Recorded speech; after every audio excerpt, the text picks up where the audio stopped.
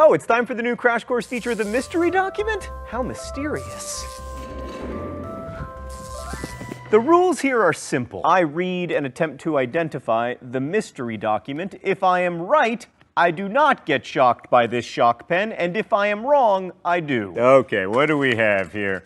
The Indians were totally deprived of their freedom and were put in the harshest, fiercest, most horrible servitude and captivity, which no one who has not seen it can understand.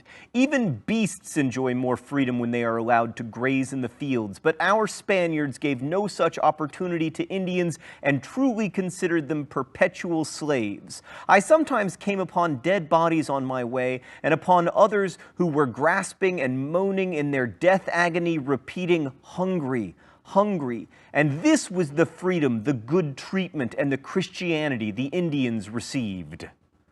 Well, that's nice. Okay, so the mystery document is always a primary source, and since the writer refers to our Spaniards, I'm gonna guess that he or she, probably he, is European, and a Spaniard sympathetic to the Indians, which narrows the list of suspects considerably. So it probably wasn't De Sepulveda, for instance, who argued that the Indians might not even be human. Okay, Stan, I'm actually pretty confident here. I believe it is from a short account of the destruction of the Indies by Bartolome de las Casas. Oh, dang it! Oh, Stan just told me I have the author right, but the book wrong. It's a history of the Indies. Oh, I hate shocks, both literal and metaphorical.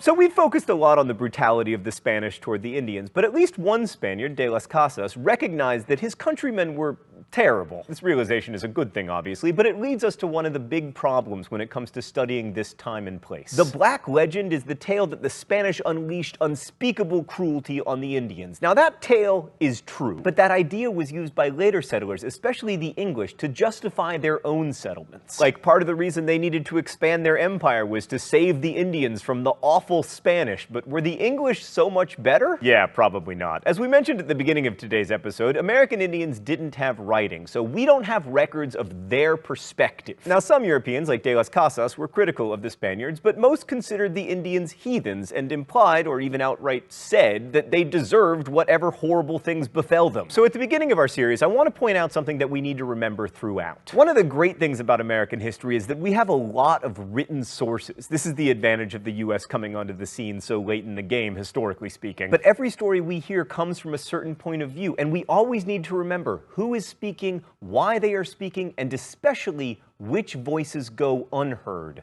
and why. Thanks for watching.